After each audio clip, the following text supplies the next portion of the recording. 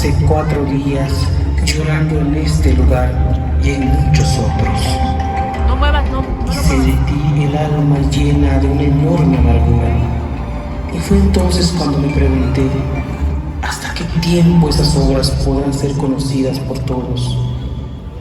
¿Y qué tiempo más pasarán ignoradas por la mayoría las obras de esos hombres antiguos?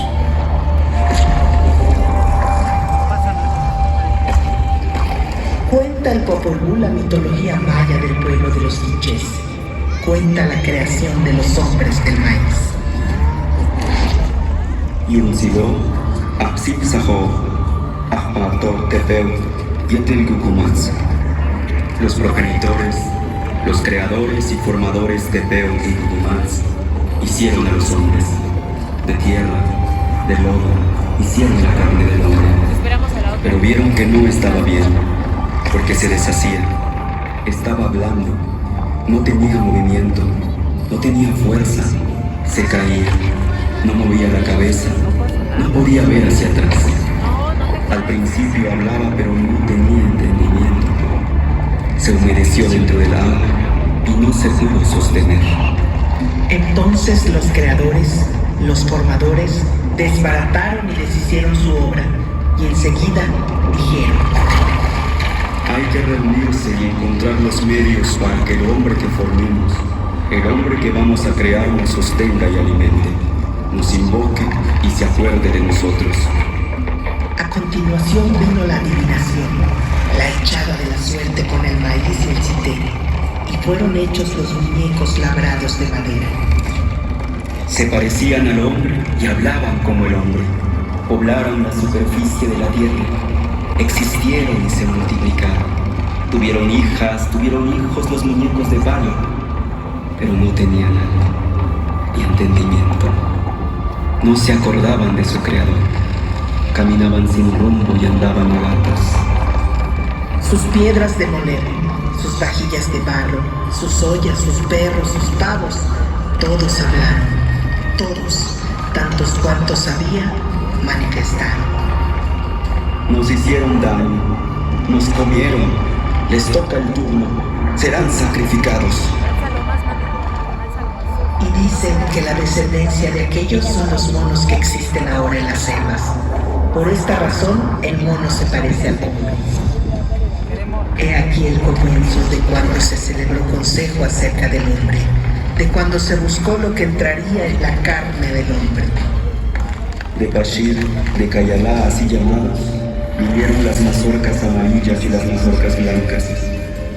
Estos son los nombres de los animales que trajeron la comida: Yab, Utiú, Kel, Hilo, gato del monte, coyote, cotorra y cuervo. Y de esta manera se llenaron de alegría, porque habían descubierto una hermosa tierra llena de deleites.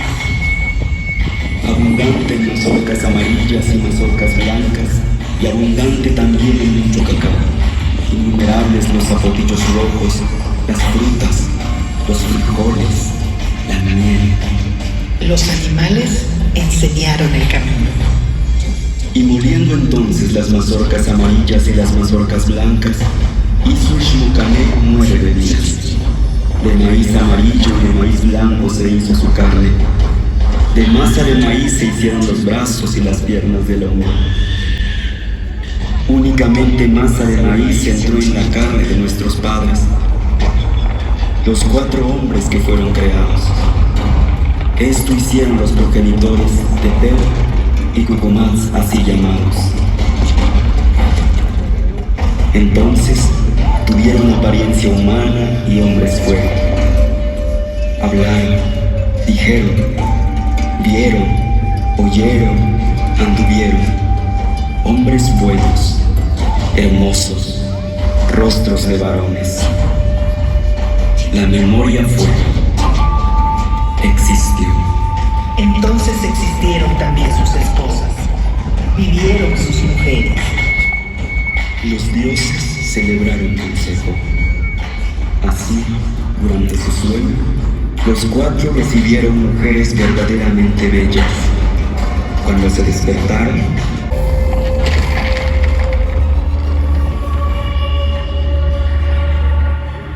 La civilización maya floreció en lo que hoy son los estados de Yucatán, Quintana Roo, Campeche, Tabasco y Chiapas, los países de Guatemala y Belice y el occidente de Honduras y El Salvador. Hace al menos unos 4.000 años, grupos de recolectores y cazadores iniciaron su vida agrícola.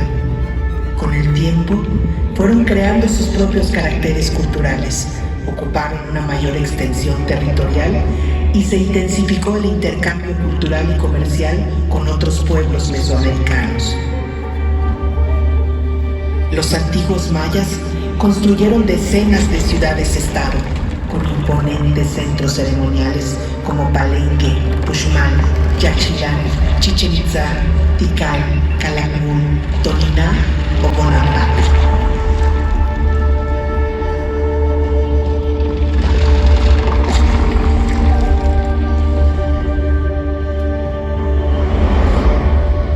Al igual que otros pueblos de Mesoamérica, los gobernantes mayas también eran líderes religiosos. Lo terrenal era una réplica de lo divino. El soberano era el intermediario entre el dios patrono y la colectividad, por lo que era tenido por sobrehumano.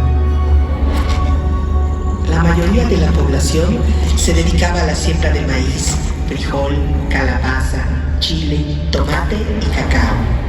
El tributo que entregaban alimentó a la clase dirigente y a los constructores y escultores de los recintos ceremoniales, a artesanos, pintores y escritores de los códices, quienes crearon un arte esplendoroso.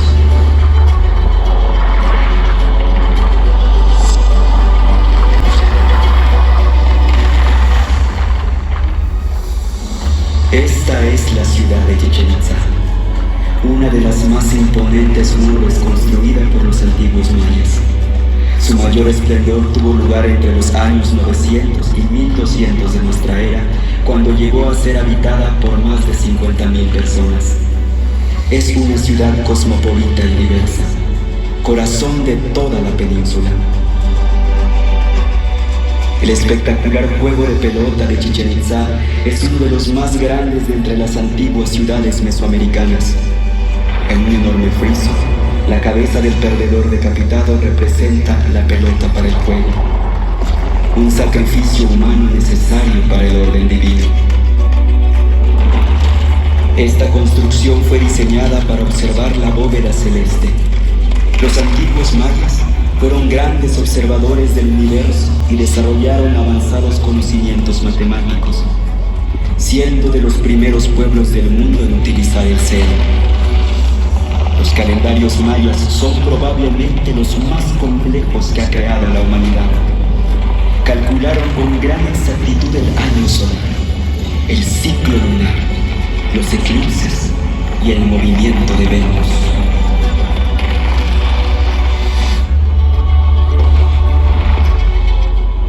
Entre las deidades más veneradas por los mayas está Chá, el dios del agua y de la lluvia, y quien le abre camino, Kukulcán, la serpiente plumada, también conocido como Quetzalcóatl, Cucumatz o Xhosa. A partir del siglo IX, por influencia del centro de México, los mayas de Chichén Itzá integraron a su cosmogonía a Kukulcán, divinidad que domina esta gran pirámide.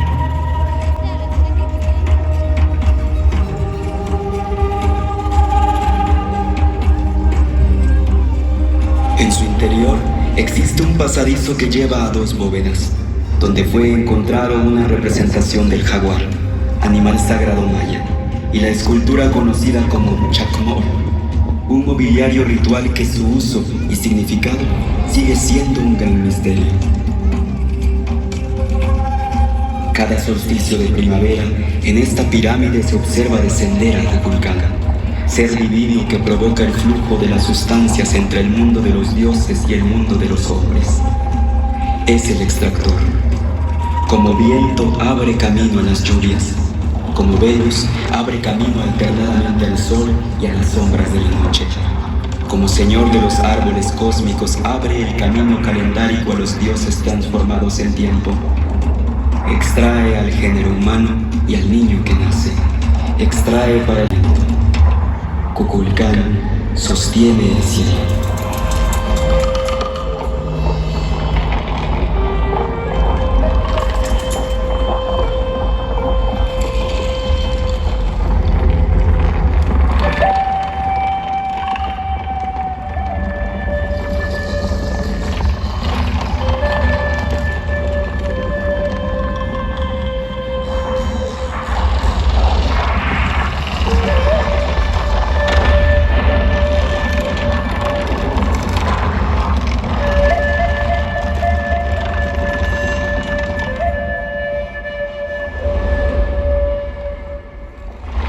En su afán de imponer una nueva religión, los conquistadores españoles destruyeron decenas de códices mayas.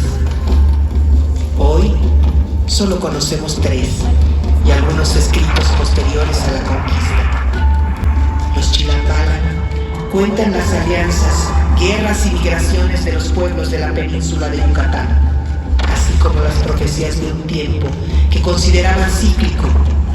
Narran la historia de los Itzáes, brujos del agua, constructores de Chichén Itzá. También cuentan la llegada de los españoles.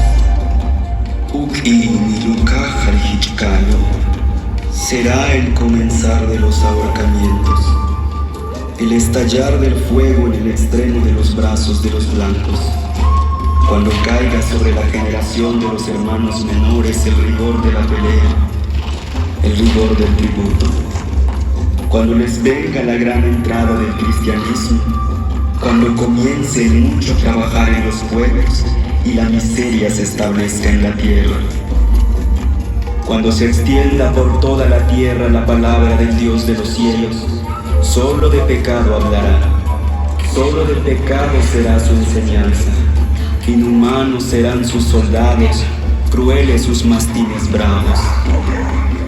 Ay, entristezcámonos porque llegaron. Ay del Itzá, brujo del agua, que sus dioses no valdrán la más.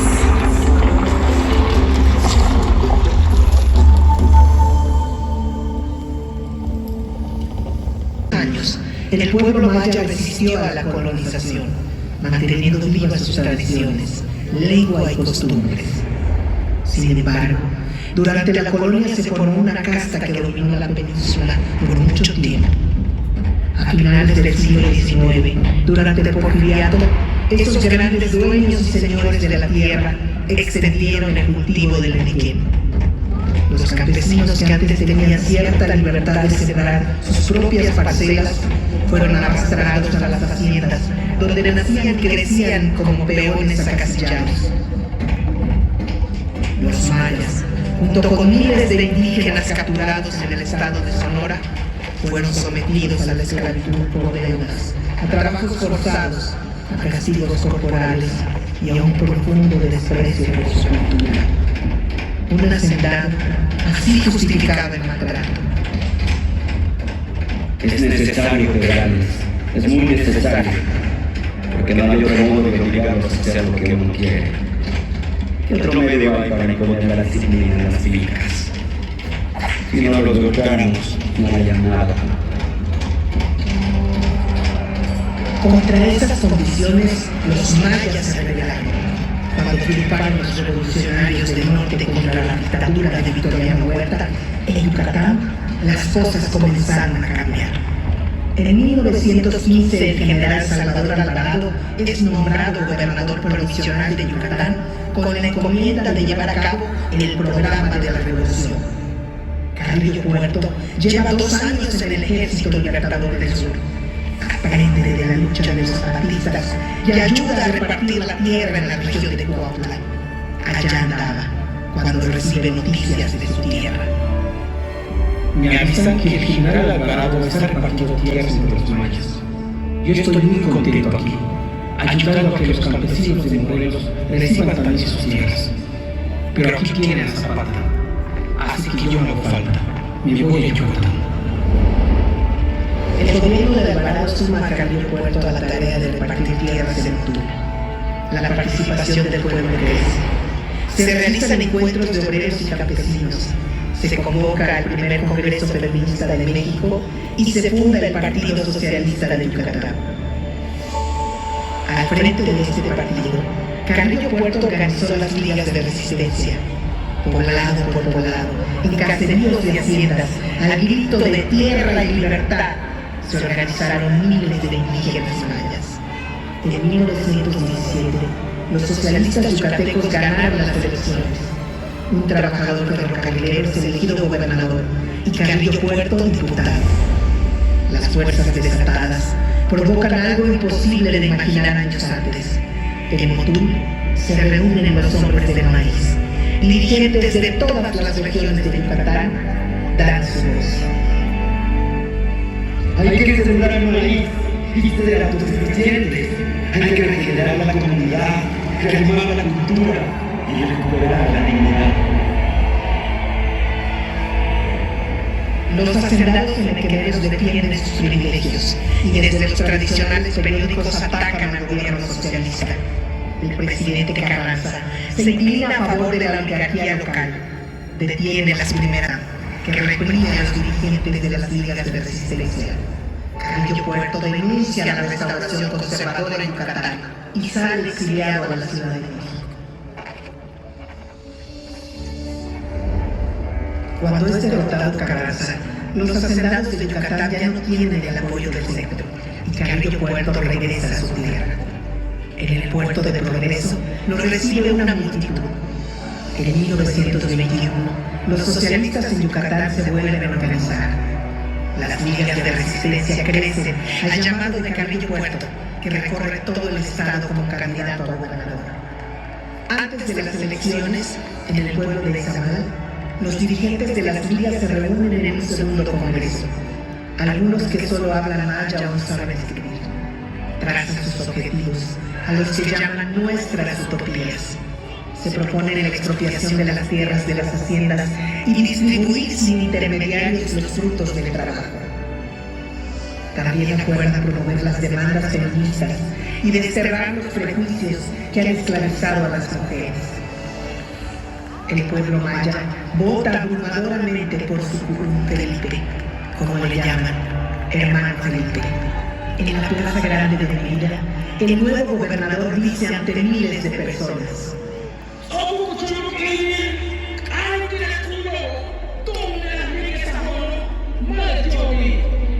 Ha llegado el momento de decirle a los señores que somos nosotros los constructores y no ellos. Hay que decirles que sin los trabajadores no existiría esta catedral suntuosa, que sin los trabajadores no existiría este palacio, que sin los trabajadores no existirían los ferrocarriles. Compañeros, la tierra es de ustedes que han nacido aquí, que aquí han crecido, que aquí han gastado su vida informados en el campo, cortando pencas para el amo que se apoderó de la tierra. En los 2 años que duró el gobierno de Carrillo Puerto, la justicia se abrió paso. 80,000 familias mayas reciben sus parcelas en tierra común. Todos los jueves va el gobernador a los pueblos a firmar la restitución de las tierras a sus dueños originarios. Los peones se mudan de las grandes propiedades donde vivían y construyen sus hogares en los pueblos. Carrillo Puerto abre escuelas, funda la Universidad del Sureste, inaugura carreteras e inicia los trabajos de restauración de Chichén Itzá. Y no se detiene. Promueve el idioma maya, que se enseña en las nuevas escuelas. Reparte miles de libros en las comunidades, entre estos el Popolú y el Chilambaga. Quiere animar la cultura en todos los pueblos, y las ligas son el espacio comunitario para la organización. Por esos días, Carrillo Puerto escribe: Cada liga tiene una banda o orquesta, ya que nuestra gente es demasiado triste y tiene que aprender a cantar y bailar, no solo sus bellas canciones, sino también otras danzas más alegres y tonadas más libres. Ellos han sido esclavos por tanto tiempo que han olvidado cómo jugar. Los esclavos no juegan. Y las personas que juegan no son esclavos. El futuro de Yucatán Dice Dios.